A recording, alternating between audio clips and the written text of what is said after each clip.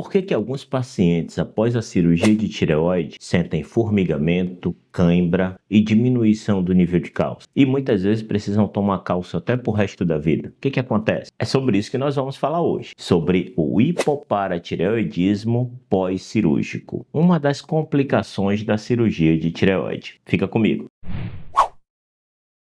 Sou o Dr. Márcio Fernandes, cirurgião geral e cirurgião de cabeça e pescoço. Esse canal é destinado ao mundo da medicina e curiosidades. Para os mais afobados, aqueles que não gostam de informação detalhada, aquela cãibra, o formigamento, a queda do estado geral do paciente é porque diminui o cálcio, porque as paratireoides não voltam a funcionar da maneira correta. Agora, quem gosta de informação, fica aí. A cirurgia de tireoide, ela consiste na remoção da glândula tireoide, que é essa glândula que eu estou mostrando para vocês. Igual uma borboletinha, fica aqui na região anterior do nosso pescoço, e a função da tireoide é produzir o hormônio T4 e o T3, que é a levotiroxina, que vai ajudar no metabolismo corpóreo. Mas preste atenção, tem 4 glândulazinhas, como eu estou mostrando nessa imagem, que elas ficam na parte posterior da glândula tireoide. Fica uma em cima e uma embaixo de cada lobo da tireoide. Então, normalmente são 4 glândulas paratireoides. Esse é o nome delas, paratireoides. E essa glândula paratireoide, ela é responsável por produzir um hormônio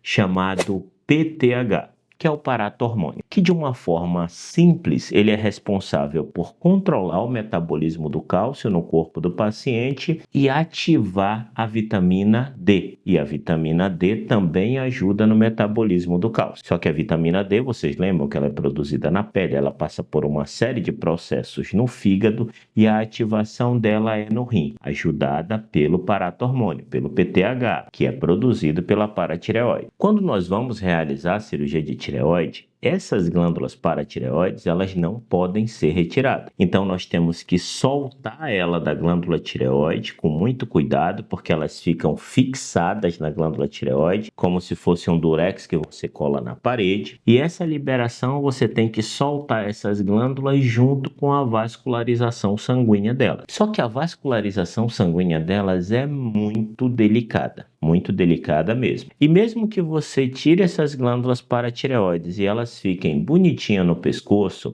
ainda existe uma porcentagem de pacientes que não vão ter aquelas glândulas funcionando normalmente por causa da manipulação e por causa do prejuízo na vascularização sanguínea. E como elas não voltam a funcionar da maneira efetiva, mesmo elas estando lá no pescoço, mesmo elas não tendo sido retiradas, aquele PTH começa a baixar. Aquele hormônio começa a baixar. Consequentemente, o paciente começa a ter um prejuízo na ativação da vitamina D e uma alteração do cálcio no seu sangue, uma alteração para baixo, porque o cálcio começa a baixar. Consequentemente, se nós não temos cálcio no nosso corpo, nós temos um prejuízo na nossa função muscular e nervosa. E aí o que o paciente começa a sentir? Ele começa a sentir formigamentos nas pontas dos dedos e nos pés. Esse não é um formigamento transitório, pessoal, porque às vezes alguns pacientes já têm formigamentos antes da cirurgia. Só que esse tipo de formigamento que ocorre por causa da baixa do cálcio, ele é um formigamento que tem uma piora progressiva,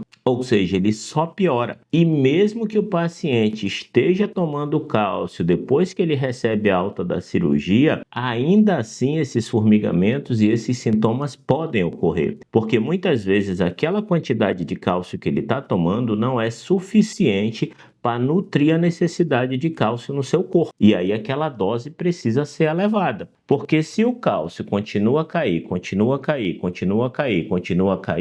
o que vai acontecer em última análise? O paciente pode entrar até mesmo em crise convulsiva e parada cardíaca, e isso pode levar à morte. Então vejam bem, uma coisa séria que você consegue tratar com comprimidos, com ingestão oral, mas se for deixada de lado e não tratado de forma efetiva, pode levar a um desfecho ruim. E claro que se o paciente tem deficiência de cálcio, mas aquele hormônio ele também gera alteração na produção da vitamina D, na ativação da vitamina D, esse paciente ele também precisa tomar vitamina D. Mas não é qualquer vitamina D que vende na farmácia, é uma vitamina D específica, que é o calcitriol. O calcitriol é a vitamina D que já está ativa e que não iria depender do PTH para se tornar ativa. Por isso que o paciente, após a cirurgia de tireoide, que evolui com esse tipo de problema, ele não pode comprar qualquer vitamina D e ficar tomando, porque ela não vai fazer efeito. A que faz efeito é o calcitriol. E esse problema, pessoal, ele pode acontecer com qualquer cirurgião. É claro que tem uma porcentagem desse nível de complicação.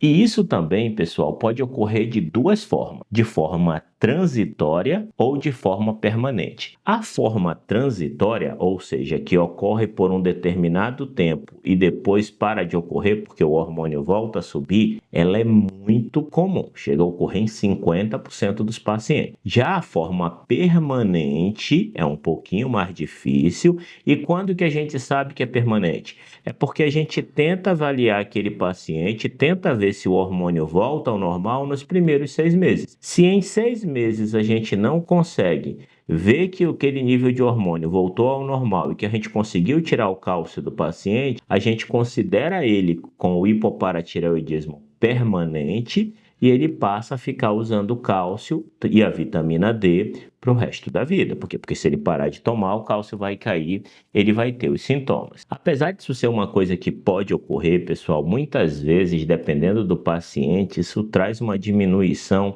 na qualidade de vida do paciente. Porque tem alguns pacientes que eles não se adaptam da maneira adequada ao tratamento ou tem algum prejuízo na absorção do cálcio, ou tem intolerância à ingestão do cálcio. Muitos pacientes conseguem fazer o tratamento, tomar a medicação e ter uma boa qualidade de vida, mas uma porcentagem muito menor tem um decréscimo significativo na sua qualidade de vida. E é nesse sentido que vem o pensamento crítico da conduta cirúrgica. Às vezes a pessoa chega comigo: doutor, eu tô com nódulo de tireoide, falaram que é para eu tirar logo, a tireoide que já resolve.